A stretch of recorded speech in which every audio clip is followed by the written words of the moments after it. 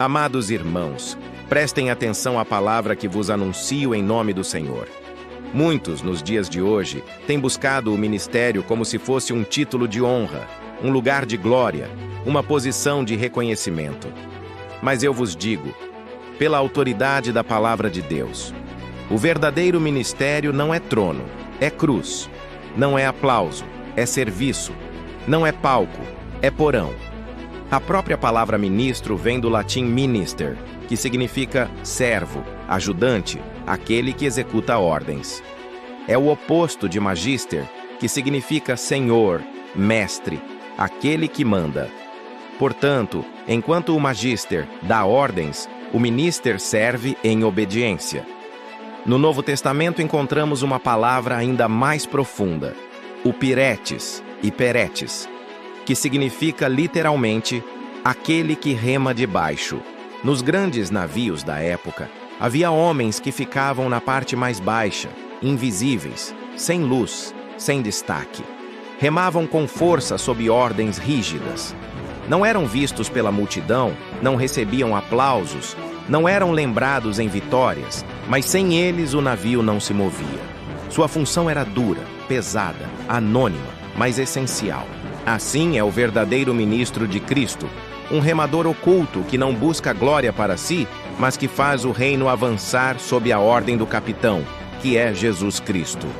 Foi assim que o apóstolo Paulo se apresentou quando escreveu em primeira carta aos Coríntios, capítulo 4, versículo 1, que os homens nos considerem como ministros de Cristo e despenseiros dos mistérios de Deus. Vejam, Paulo não pediu reconhecimento como apóstolo dos apóstolos, nem como fundador de igrejas, nem como escritor de cartas que chegariam até nós hoje. Ele disse: considerem-me apenas um remador debaixo do barco, um despenseiro fiel, alguém que administra o que não é seu, mas pertence ao Senhor.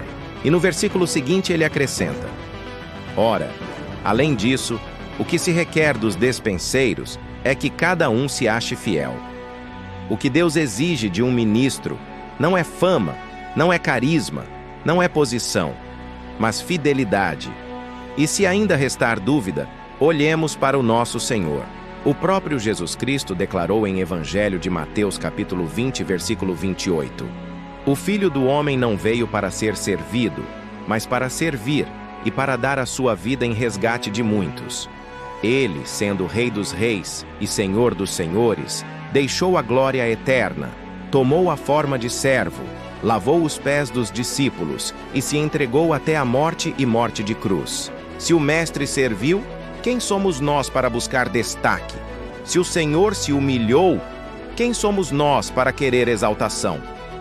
No reino de Deus, a lógica é diferente da lógica do mundo.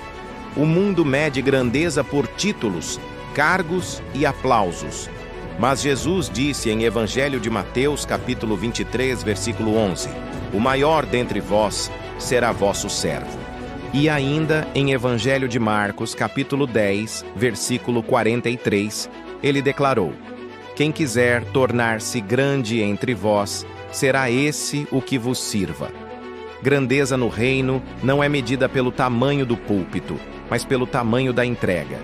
Não é medida pelos seguidores que temos, mas pela fidelidade com que seguimos ao Mestre. O Senhor também advertiu em Evangelho de Lucas, capítulo 17, versículo 10.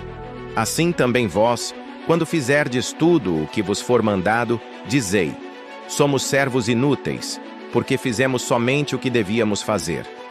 Isso é o piretes, remadores escondidos, obedecendo sem buscar reconhecimento, movendo o reino de Deus sem esperar aplausos. É no secreto, no oculto, na obediência silenciosa, que o verdadeiro ministro revela quem serve. Por isso vos exorto: ministério não é vaidade, é serviço. Ministério não é vaidade, é fidelidade. Ministério não é pedestal, é joelho no chão. Ministério não é glória humana, é cruz carregada com amor. Se alguém busca o ministério apenas para ser visto, já perdeu a essência. Mas se alguém está disposto a remar no escuro, obedecer no silêncio, servir com lágrimas, esse encontrará aprovação diante do Senhor. E no grande dia, Quando todos os remos caírem, quando o barco aportar na eternidade, o que realmente contará não será quantos homens nos aplaudiram, mas se o Mestre nos aprovou. O verdadeiro galardão do ministro não é ser lembrado pelos homens, mas ser reconhecido por Deus. A única recompensa que vale a pena ouvir é aquela descrita em Evangelho de Mateus, capítulo 25, versículo 21. Muito bem, servo bom e fiel. Sobre o pouco foste fiel, sobre muito te colocarei. Entra no gozo do teu Senhor. Portanto, igreja, recebam esta palavra de exortação. Ministro não é quem sobe ao palco para ser visto, mas quem desce ao porão para remar. Ministro não é quem exige honra, mas quem se humilha para servir. Ministro não é quem busca fama, mas quem aponta toda a glória para Cristo. O verdadeiro ministro não brilha com sua própria luz, mas reflete a luz do Senhor. O verdadeiro ministro não busca seguidores para si, mas conduz todos a seguirem o Cordeiro. O verdadeiro ministro não se exalta, mas se curva diante daquele que é digno de toda honra, de toda glória e de todo louvor.